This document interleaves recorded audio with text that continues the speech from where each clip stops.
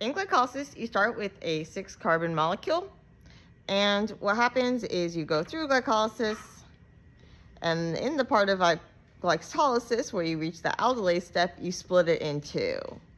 And one of the halves is actually going to be the piece that you want. This glyceraldehyde 3-phosphate is going to be the one that you kind of want. And then you've got this dihydroxyacetone phosphate. We'll deal with it later. For now, we take the glyceraldehyde 3-phosphate and we go all the way down through glycolysis. And note that as we do so, we're generating an NADH and we're generating 2 ATP. So now we've offset the 2 ATP that we've used in the beginning, and we end up with pyruvate. Now we've got this second one, this dihydroxyacetone phosphate. We can basically isomerize it to give us glyceraldehyde 3-phosphate and take that down. So we've got these 2 pyruvates at the end of glycolysis. We've generated 1, 2, 3, 4 ATP, but we've used 1, 2 ATP. So on net, we've made 2 ATP. And then we've generated 1 NADH with the first pyruvate and 1 NADH to make the second pyruvate. Now that we've got pyruvate, it's time to go to the citric acid cycle. But pyruvate doesn't go to the citric acid cycle. Acetyl-CoA from pyruvate goes to the citric acid cycle. So first things that we got to do is we actually have to remove one of the CO2s. So we'll remove one of the carbons as CO2. And that was the carbon that corresponded to 3 and 4 of the glucose. So now we're left with this 2-carbon compound, acetyl-CoA. Acetyl-CoA is going to join onto this 4-carbon compound oxaloacetate to give us citrate. And so what it's going to do is it's actually going to join to the second carbon. So we're going to get a molecule like this. That's going to be our citrate, and this is going to be the carbon that we're going to lose. We're only going to be losing carbons from the oxaloacetate that was there in this first round. We're not going to be losing carbons that were from the new acetyl-CoA that we brought in, the carbons from the acetyl-CoA. We're now going to go around the pathway, and we're going to lose that first CO2. Now we're left with the 5-carbon compound, this 5-carbon compound, alpha-ketoglutarate. We're going to lose another carbon as CO2. This time we're losing this bottom one. And now we've got this molecule, and half of it's the old stuff and half of it's the new stuff. It's going to go around. We go around. We get to succinate. At this point, it's actually symmetrical, so you could have it flip or not flip, either way, and that'll just dictate which carbons get lost in future cycles. But now we're going to take this, and we're going to go, and we transform it, all the way back to oxaloacetate. And we weren't losing any carbons, but we were generating FADH2 and NADH because we were doing oxidation reactions.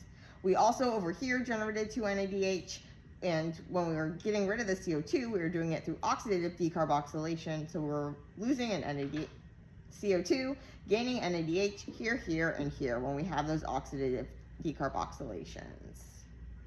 The carbon that we lost from up here, from the pyruvate dehydrogenase, that was coming from our glucose, but these carbons were coming from the oxaloacetate that was present in the cycle.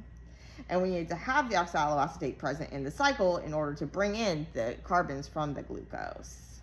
So if we were to say, go and take this oxaloacetate, convert it to malate, so we could take the malate out of the mitochondria and make glucose, well, now there would be no oxaloacetate here in order to bring in another acetyl-CoA. And so we'd have to actually use an anaplerotic reaction where we bring in something like bring in malate, make malate, do an anaplerotic reaction to make malate, bring that in, and now we can make oxaloacetate. But if we take out anything along this pathway without adding back more carbons, then we're not going to be able to bring in a new acetyl-CoA. And so we need to add in more than 2 carbons because we're losing 2 carbons each turn of the cycle. Now we're left with this oxaloacetate.